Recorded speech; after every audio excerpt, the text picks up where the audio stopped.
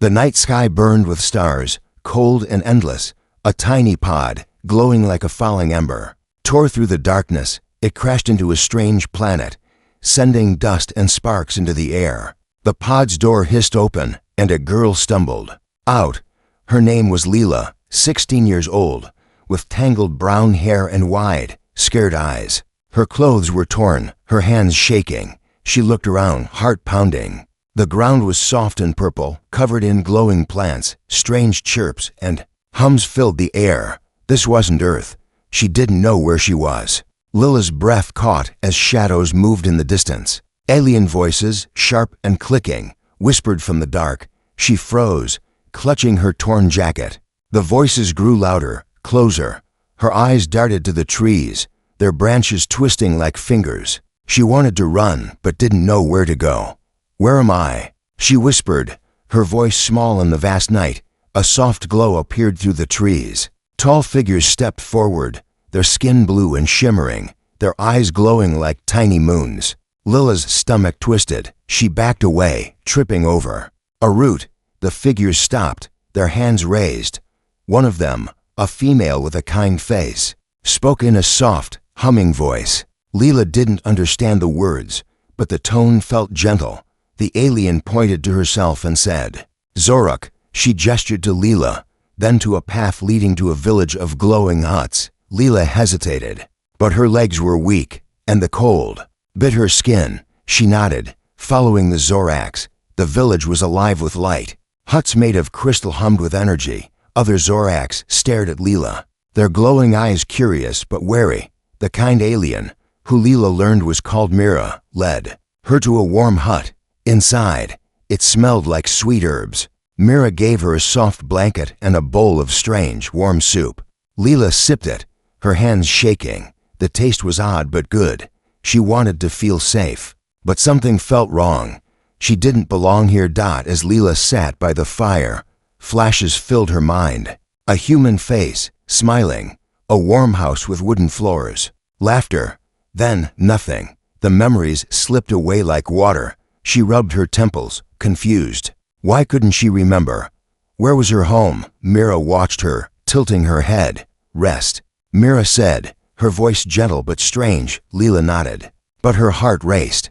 She felt like a puzzle with missing pieces. That night, Lila lay on a soft bed, staring at the glowing ceiling. The Zoraks were kind, but their whispers outside the hut made her nervous. She caught words she didn't understand, spoken in low, worried tones. Others sent her danger, a male Zorak said. Lila's breath hitched. Who were the others? Why were the Zoraks afraid? She pulled the blanket tighter, her eyes wide in the dark. A soft hum broke her thoughts. She reached into her jacket pocket and pulled out a small, round device. It was smooth, like glass, and glowed faintly. Lila frowned. She didn't remember having it. The device hummed louder, warm in her hands. Her heart pounded. Was this hers? Did it mean something? She hid it under her pillow as Mira entered, checking on her. "Sleep," Mira said, her glowing eyes soft but worried. Lila nodded, pretending to close her eyes. When Mira left, Lila sat up. She crept to the window, peering into the night. The village was quiet, but a shadow moved in the forest. A tall figure stood among the trees, watching her hut. Its eyes glinted, not like the Zorak's glow, but cold and sharp. Lila's skin prickled. She ducked down, her heart racing. Who was that? Were they the others the Zoraks feared? She grabbed the device again. Its glow grew brighter, pulsing like a heartbeat. Lila's fingers trembled as she held it. The hum filled her ears, and a strange feeling washed over her like the device knew her. She stared at it, her reflection faint in its surface. "Who am I?" she whispered, her voice breaking. The device flashed, casting light across the room. Outside, the shadow in the forest moved closer. Lila clutched the device, her heart pounding. She didn't know what was coming, but she knew one thing. Her life was about to change. The Zorak village glowed under a purple sky, its crystal huts shimmering like stars. Lila, 16 and lost, stood at the edge of the square, her heart heavy. The Zoraks had taken her in after her pod crashed, but their kindness felt thin. Their glowing eyes avoided hers. and their whispers stopped when she walked by. She clutched the strange, humming device in her pocket, its faint glow warm against her fingers. It was her only clue to who she was, but it gave no answers. Mira, the kind Zorak who had saved her, handed Leela a basket of glowing fruit. "Help today," Mira said, her voice soft but distant. Leela nodded, trying to smile. She wanted to belong, to feel safe, but the village felt like a cage. She followed Mira to the fields where Zorak children laughed and ran, their blue skin sparkling in the light. Leela tried to join them, tossing a glowing ball. The children froze, staring. One grabbed the ball and ran off, whispering to the others. Leela's cheeks burned. She didn't understand their words, but their eyes said enough. She was different. At the field, Leela worked hard, picking fruit under the hot twin suns. Her hands moved fast, but her mind wandered. Flashes of memory hit her, a human voice calling her name, a warm hand holding hers. The images faded, leaving her empty. She glanced at the Zoraks working nearby. They kept their distance, their tails twitching nervously. Leela's stomach twisted. Why did they act so strange? That evening, the village held a feast. Tables glowed with colorful food, and music filled the air like bells mixed with wind. Leela sat alone, watching families laugh and share stories. She tried to join a group, offering a shy smile. "Can I sit here?" she asked, her voice small. A Zorak elder, his eyes like bright moons, shook his head. "Not for outsiders," he said. Turning away, the words stung like a slap. Leela backed away, her throat tight. She wasn't one of them. She never would be. Later, in Mira's hut, Leela overheard voices through the thin walls. She crept closer, holding her breath. Mira and her mate, Torin, spoken low, worried tones. "The others, they'll come for her," Torin said. "The device, it's dangerous." Mira hushed him, but her voice shook. "She's just a girl." Leela's heart raced. Who were the others? Why was her device dangerous? She touched it in her pocket. Its hum stronger now, like it heard her fear. That night, Leela couldn't sleep. The village felt too quiet, too still. She slipped out of the hut, her bare feet silent on the soft ground. The forest loomed beyond. The village, its twisted trees glowing faintly. She needed answers. The device pulsed in her hand, its light guiding her toward the trees. She didn't know why, but it felt right. In the forest, the air grew cold. Strange eyes blinked in the shadows, and branches snapped behind her. Leela's heart pounded, but she kept going. The device glowed brighter, leading her to a clearing. There, a stone altar stood, covered in alien carvings. The device hummed louder, and the altar glowed, matching its rhythm. Leela's breath caught. Was this a clue to her past? She reached out, her fingers brushing the stone. A sharp jolt shot through her, and a vision flashed: a human city burning, and a voice screaming her name. Before she could process it, a shadow moved. A tall figure, not Zorak, stepped into the clearing. Its body was sleek, black, with eyes like red flames. "You shouldn't be here," it hissed, its voice like ice. Leela stumbled back, clutching the device. The figure lunged, but a loud cry echoed. Mira, running from the village, her glowing eyes wide with fear. "Run, Leela," she shouted. Leela turned and sprinted, the device burning hot in her hand. She reached the village, panting. But the Zoraks were awake, staring. The elder from the feast stepped forward. "You bring operational error, bring danger," he said, pointing at her. "Leave, now." Leela's eyes filled with tears. She looked at Mira, hoping for help. But Mira looked away, silent. The village had rejected her. Leela grabbed her things and ran toward the forest, the device still glowing. As she disappeared into the trees, the figure from the clearing watched, its red eyes glinting. She was alone again, but the device hummed, promising secrets. "I'll find my home," she whispered, her voice fierce. Leela ran through the dark forest, her heart pounding like a drum. The Zorak village was behind her, its glowing huts fading into the night. Their rejection stung, but the glowing device in her pocket pushed her forward. Its hum felt alive, guiding her towards something unknown. The trees thinned, and a city appeared, its towers sparkling under a sky of swirling green clouds. Leela, 16 and alone, stepped into the alien city, her torn clothes and wide eyes marking her as an outsider. The city buzzed with life. Flying drones zipped overhead, their lights flashing like fireflies. Aliens of every shape scaled, feathered or glowing crowded the streets, shouting in languages Leela couldn't understand. Stalls sold strange, bubbling drinks and metal, trinkets that floated. Lila's stomach growled, but she had no money. She clutched the device, its soft glow hidden in her pocket. It was her only hope to find answers about her past. A shadow bumped into her, a weary alien with sharp teeth and 6 quick eyes. "Lost human?" he asked, his voice sly. He called himself Kren, a traitor who knew the city's secrets. Leela hesitated but showed him the device. Kren's eyes widened, glinting with greed. "That's a star key," he whispered. "Worth a fortune. It opens old ruins, dangerous ones." He offered a deal, help him steal from a gang, and he'd tell her more. Leela didn't trust him, but she needed answers. She nodded, her jaw tight. Kren led her through twisting alleys to a dark warehouse. The air smelled of oil and smoke. Inside, gang members, hulking aliens with spiked tails, guarded a glowing crate. Kren handed Leela a small tool that buzzed. "Like AB, disable their alarm," he whispered. Lila's hands shook, but something clicked in her mind. Her fingers moved fast, like they knew the tool. The alarm shut off, and Kren grinned. "You're no ordinary girl," he said, but his voice held a sharp edge. They crept toward the crate, but Lila's device hummed louder, vibrating in her pocket.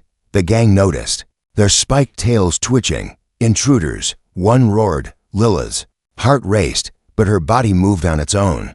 She dodged a swinging tail, grabbed a metal pipe, and knocked out a gang member. Kren stared, shocked, as she fought like a trained soldier. They opened the crate, finding a map etched on a glowing tablet. It showed a path to a human haven hidden on another planet.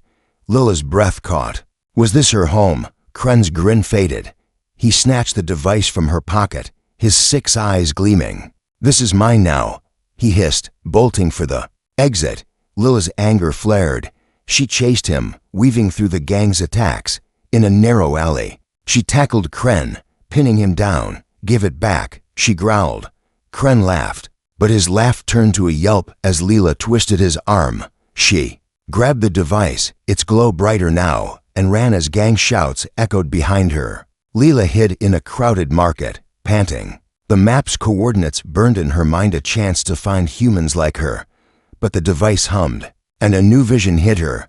A human man, strong and kind, calling her sister. His face felt familiar, like a lost dream. The device flickered, showing a hologram of him standing in a desert, pointing to a starry sky. Lila's heart leaped. Was he real? Was he waiting for her?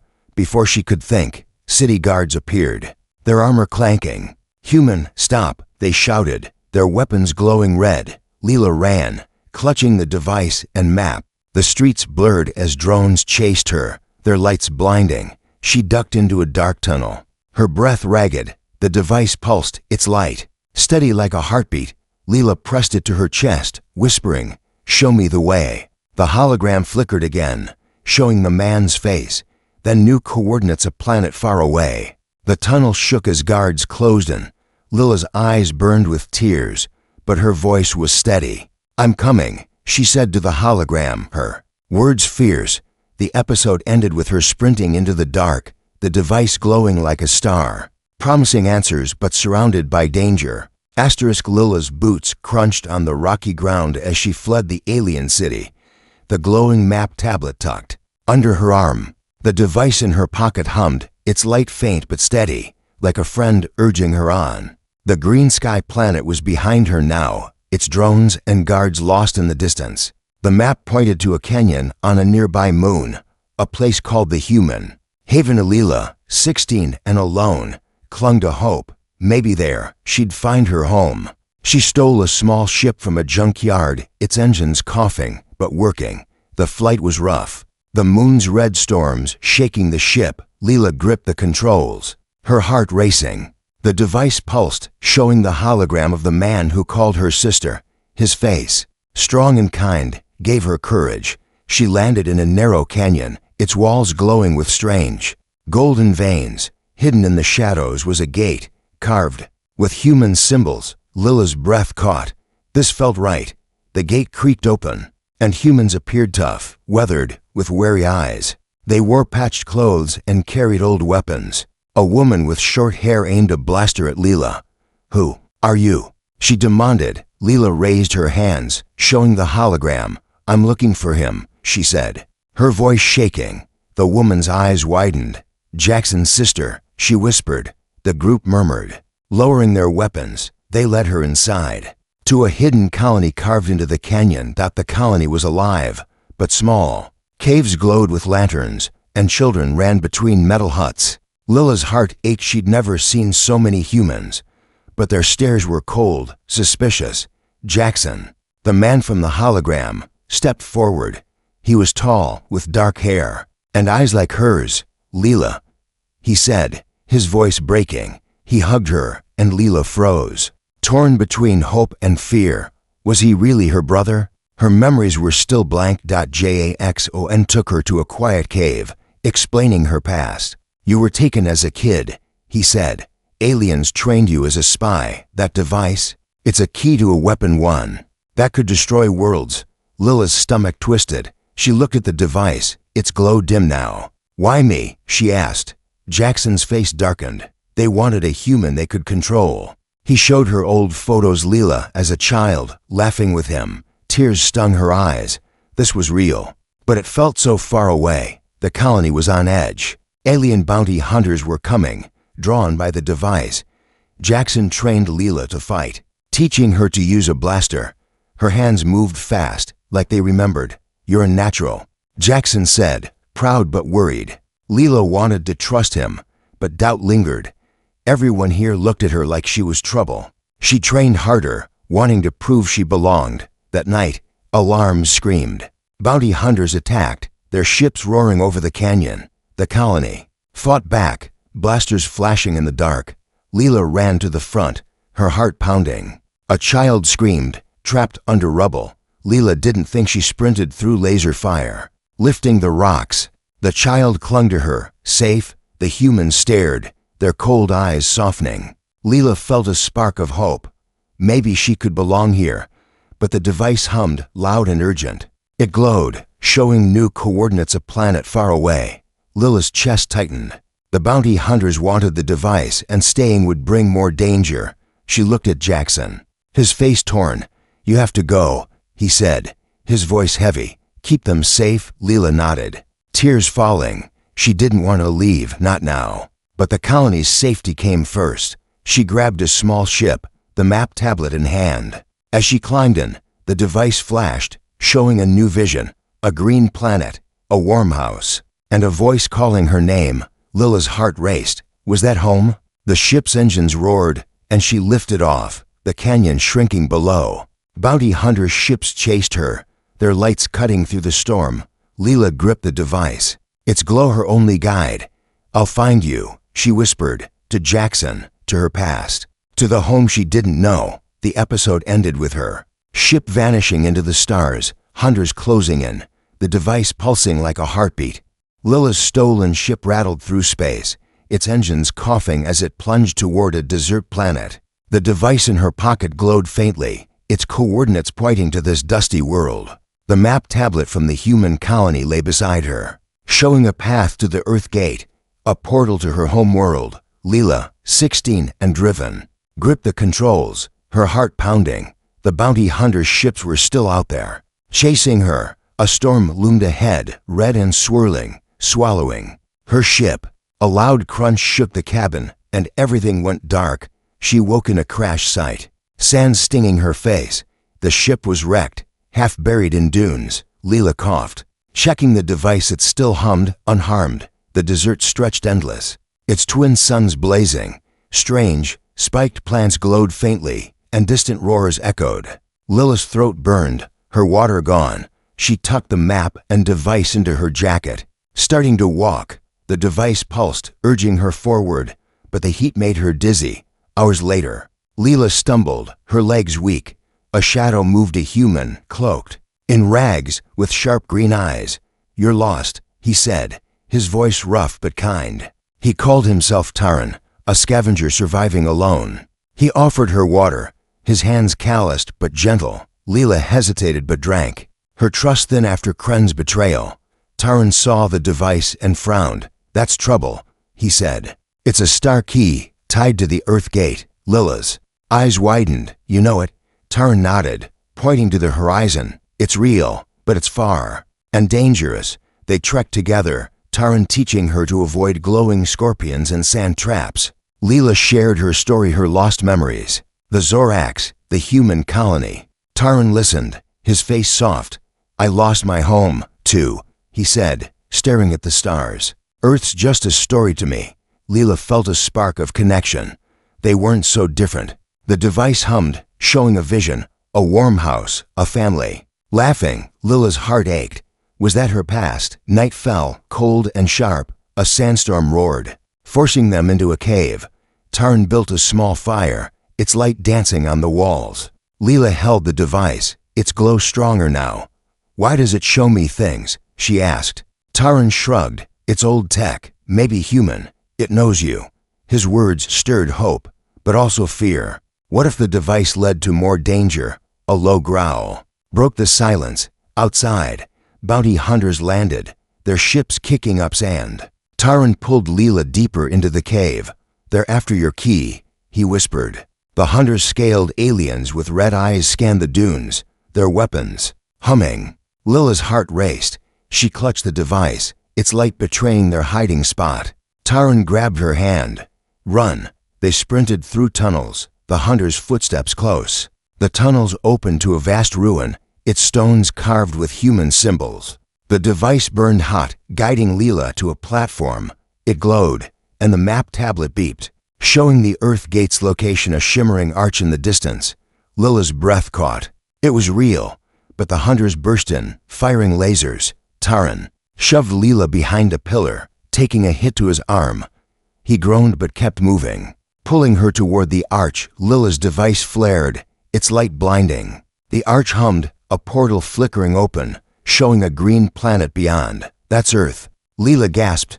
But the portal flickered, unstable. The hunters closed in, their leaders snarling. "Give us the key." Lila's hands shook. She pressed the device and it pulsed, closing the portal to protect it. Taran, bleeding, grabbed her arm. "We can't stay," he said, his voice weak. They ran toward the arch, the hunters firing. Lila's device vibrated, showing one last vision, the human man, her brother Jackson. Calling her name, the portal flickered again, just wide enough for two. Leela looked at Taran, his face pale but determined. "We jump now or never," she said, her voice fierce. They leaped toward the portal as the hunters' lasers lit up the ruin, the device glowing like a star. The episode ended with the portal swallowing them, the hunters' roars fading, leaving the audience wondering if they'd reach Earth or fall into more danger. Leela and Taran tumbled through the glowing portal, landing hard on soft, green grass. The air smelled of flowers, clean and sweet, unlike the desert's dusty sting. Leela, 16 and breathless, stared at the sky blue, with one sun, not two. This was Earth. Her heart leaped, but fear lingered. Taran groaned beside her, clutching his arm, blood seeping through his sleeve from the bounty hunter's laser hit. The device in Lila's pocket hummed faintly, its glow dim. They weren't safe yet. The Earth Gate's arch loomed behind them, flickering weakly. It closed with a snap, cutting off the hunter's roars. Leela helped Taran stand, his face pale but his green eyes sharp. "We made it," he whispered, but his voice shook. They were in a lush valley, trees tall and whispering in the wind. Strange birds sang, their wings flashing gold. Leela felt a pull, like Earth knew her. But it was overwhelming. She didn't remember this place. Voices called. Out, humans appeared, wearing simple clothes and carrying spears. Their leader, a woman with gray hair and kind eyes, studied Leela. "You're human," she said, surprised. "But that device, it's trouble." Leela showed the hologram of Jackson, her brother. The woman nodded. "He's far from here. Come." They led Leela and Taran to a hidden settlement, wooden huts nestled in a forest. The people were warm but nervous, always watching the sky. "Alien trackers hunt us," the woman Mara explained. They want that key. Taran's wound worsened, his fever rising. Mara gave him herbs, but he needed a rare crystal to power the device and heal him with its energy. The device flickered, showing a map to a forest cave where the crystal hid. Lila's chest tightened. Taran was her only friend now, she couldn't lose him. I'll get it, she said, her voice firm. Mara warned her. The forest was full of alien traps left by trackers hunting humans. Lila didn't care. She grabbed a spear and the device, its glow weak but steady. The forest was dark, vines glowing with eerie light. Lila moved fast, dodging laser tripwires that hummed like angry bees. The device guided her, its hum louder near the cave. Inside, the air was cold, walls sparkling with strange runes. The crystal sat on a pedestal, glowing blue. But a trap sprang, metal claws shot from the ground, snapping at her legs. Lila leaped, her heart racing, and grabbed the crystal. The cave shook, alien drones waking in the shadows. Their red eyes locked on her. Lila ran, drones buzzing behind her. The device flashed, showing a vision. Her parents, smiling, in a house by a river. Tears stung Lila's eyes. She clutched the crystal, dodging laser blasts. Back at the settlement, she powered the device, its light flooding Taran's wound. He gasped, his color returning. You're crazy, he said, smiling weakly. Lila grinned, but the moment broke. Mara shouted, pointing to the sky. Alien ships appeared, their lights cutting through the trees. The device hummed, showing a final message. Lila's family was alive, in a village across the valley. But the ships were trackers, hunting the star key. Lila's hands shook. She could stay and fight, or run to find her family. Taran grabbed her hand, his grip strong despite his pain. We do this together, he said. Lila nodded, her heart pounding. They slipped into the forest, the crystal glowing in her pocket. The trackers landed, their scaled feet shaking the ground. Lila and Taran hid behind a tree, the device pulsing. It showed the village's location, but also a warning. The star key could open the Earth gate again, letting trackers through. Lila's stomach twisted. She had to protect Earth. The ship's lights swept closer, and a tracker's voice hissed, "Find the girl." Lila looked at Taran, his face set with determination. She squeezed his hand, whispering, "I'll find my family. I promise." The episode ended with them running through the dark forest, the device glowing like a beacon, alien ships roaring above. The audience was left wondering, would Lila reach her family, or would the trackers catch her first? Lila sprinted through Earth's dark forest, branches scratching her face. Taran ran beside her, his arm bandaged, but his green eyes fierce. The device in Lila's pocket glowed, its map pointing to a village where her family waited. Alien tracker. Ships roared overhead, their red lights slicing through the trees. Lila, 16 and determined, clutched the crystal that powered the device. The star key had brought her to Earth, but it also drew danger. She wouldn't let the trackers win. The forest opened to a valley, where a small village glowed with warm lights. Wooden houses lined a river, their windows bright like stars. Lila's heart leaped. The device's visions showed this place her home. But the ships were close, their engines shaking the ground. Taran grabbed her arm. "We're not safe yet," he said, his voice steady despite his pain. Lila nodded, her jaw tight. She'd find her family, no matter what. They reached the village, and a man stepped out. Jackson, her brother, his face older but familiar from the hologram. Behind him stood two others, a man and woman with eyes like Lila's. "Mom, Dad," Lila whispered, tears falling. They ran to her, arms open, and hugged her tight. "You're home," her mother sobbed. Lila's chest ached with joy, but the moment shattered as tracker ships landed, their scaled soldiers spilling out. Jackson shouted, "Get ready, they're here for the key." The village sprang to life. Men and women grabbed weapons, blasters, spears, even tools. Lila handed the crystal to Jackson, who powered a shield around the village. The device hummed, showing a final vision. The star key could destroy the Earth gate, stopping the trackers forever. Lila's heart raced. She'd trained as a spy without knowing it now. She'd used those skills to save her home. The battle began, lasers flashing like lightning. Lila moved fast, dodging tracker claws and firing a blaster she barely Knew how to use. Her body remembered, her hands steady. Taryn fought beside her, his strength fading, but his spirit strong. A tracker lunged at him, its red eyes glowing. Leela tackled it, her spear piercing its armor. Taryn smiled weakly. "Your trouble," he said, and Leela grinned. Her heart warmed despite the chaos. The trackers pushed harder, their leader a massive alien with spiked arms roaring for the star key. Leela saw her chance. She ran to the village center, where the device pulsed on a wooden table. She pressed it, and the Earth Gate's arch appeared in a flash, glowing in the sky. The trackers froze, drawn to it. Leela whispered to the device, "Close it, forever." It burned hot, its light blinding. The gate shook, then collapsed, exploding in a wave that knocked the trackers down. The village cheered, but the cost was heavy. Houses burned, and some fighters lay still. Taryn stumbled, his wound reopened. Leela caught him, her hands shaking. "Stay with me," she begged. Jackson and her parents helped carry him to a hut, where they bandaged him again. The crystals, last energy healed him, his breathing steadying. Lila's tears fell as she held his hand. She'd found her family, but Taryn was part of her now, too. That night, the village was quiet, the sky clear with stars. Leela sat by the river, Taryn beside her, his arm in a sling. The device, now dark, lay in her lap. It had done its job brought her home, closed the gate. She looked at Taryn, his face soft in the moonlight. "You didn't give up on me," she said, her voice low. He smiled, brushing a strand of hair from her face. "Never will," he said. He pulled her close, his arms warm and safe.